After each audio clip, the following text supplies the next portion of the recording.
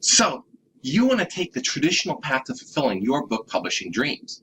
You've heard all the stories of these first-time authors who get mid-six-figure, high six-figure, even seven-figure book deal. These examples blow away the notion that you have to have 1 million followers on social media or already be a prominent person in New York or London publishing to get a book deal. The traditional path to publishing involves a literary agent pitching your book to a major publishing house, or you sending an unsolicited submission to an independent publishing house that's willing to talk to aspiring authors like you directly. If your book is nonfiction, your best shot at getting a book deal is the book proposal. I love former HarperCollins Publishers CEO Jane Friedman's definition of a book proposal. Book proposals are used to sell nonfiction books to publishers.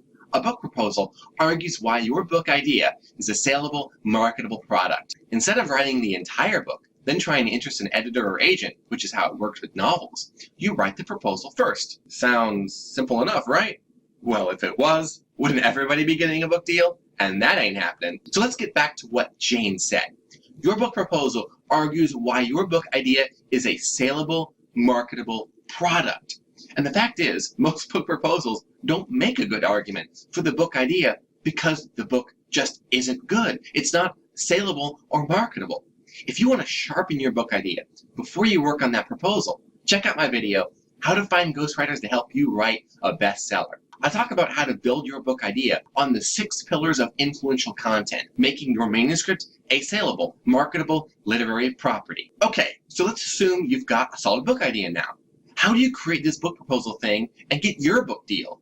Got you covered. I hold my author clients by the hand and walk them through the 10 steps from book idea to book deal. If you're working with a publishing professional on your book, these are the 10 essential things you must do if you're going to have any chance at a book deal. Now, there's no guarantee here, but what you can do is tip the odds heavily in your favor and grab a literary agent's or publisher's attention. On to the first step, from book idea to publishing deal. The author uninterviews is where you have a casual, friendly conversation with a certified ghostwriter to get that book out of your head and onto the page. Well, not all of it. You only need a few sample chapters to include in your proposal. More on those in a minute. The second step, write an eyeball-grabbing overview. This very first section of your book proposal is akin to a direct response sales letter for your book. Now think about your book idea for a second. Got it? Now let me ask you this question. Why should anyone care? Answer that question to get your overview started off on the right track. Next up, the third step, publishing insider market research. Now who is your book for? Who's going to buy your book?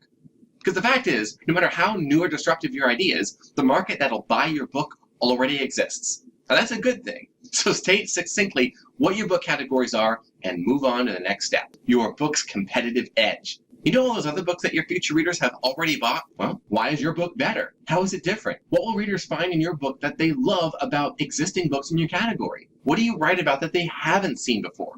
Put it all in this section of your book proposal. After that, you write your authorpreneur bio. When I got invited to speak at TEDx, what do you think was the first question the committee asked me? Why are you the best person to give this TEDx talk? Spin that question into the literary world. Why are you watching this video with me right now, why are you the absolute best person to write your book? Your answer to that question are the source material you need to write your epic authorpreneur bio. The next section of your book proposal is the perfect promotion plan. You can't just claim your book is marketable. You have to show your literary agent or your publisher exactly what you'll do to earn your advance and then some. In my opinion, this is the most overlooked section of a book proposal. You're not just an author, though. You're an authorpreneur. You're thinking of your book as if it's a product, which it is. So time to put that marketing strategist hat on, folks. Up next in your book proposal is the Manuscript Treasure Map. Here, you lay out what golden nuggets of wisdom readers will find as they traverse through every chapter of your book. That's why you want to have something on paper before you start writing your book proposal. To get a book deal, you need more than a one-sentence pitch or the log line, as we call it. Your agent or your editor wants an idea of each chapter's content. This can be as simple as a detailed table of contents, like Dr. Helen Cara included in her academic book proposal, which landed her a book deal with Policy Press. And don't forget to include the X marks the spot, the actual date when you'll have your book ready to go. After the map comes the sui generis chapters. I was homeschooled from preschool through high school, so of course I learned many nerdy things, like classical Latin. Sui generis is Latin for unique. And that's exactly what you want an editor or an agent thinking as they read a few sample chapters from your book. Wow, I haven't seen this topic written about this way before. I want to see more of this. Give agents and editors that exact thought, and you'll hear back from your query letter. Oh yes, the query letter, the next step in the 10-step process. The ultimate query letter, also called a cover letter, is the dragnet pitch for a literary agent or editor to read your book proposal. Just the facts. Agents are busy people.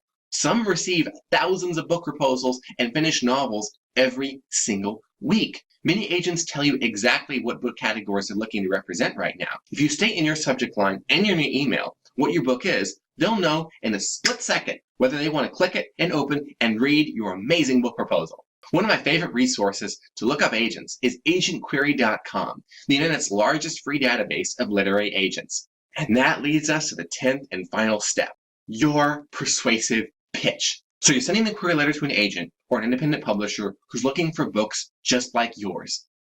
What do you say? Again, these folks are busy. Simple is persuasive. Short is persuasive. Summarize your overview, highlighting every advantage your book has. Cynthia Shapiro is the author of Corporate Confidential, an international best-selling business book published by St. Martin's Press. Look at some of the emotional hooks she used in her successful query letter. A career advice book like no other. For the first time, revealed, raises the bar. Timely gem of a book. Will change the way people behave at work. In your query, you can also repurpose any relevant parts of your authorpreneur bio. Now, I said relevant. Literary agent Molly Cusick says, don't lead with your bio unless you're famous or already a bestseller. I don't need your life story. I just want to read your work. Of course, if you are well known in your industry, by all means mention it. For example, Linda Joy Myers, author of The Power of Memoir published by Wiley, included this little section in her query letter. Endorsements. Brilliant. Social proof is marketing 101. And then after that, she teases that her book can be the first in a series. You can hear the cash register chiming in your head, if cash registers were still a thing.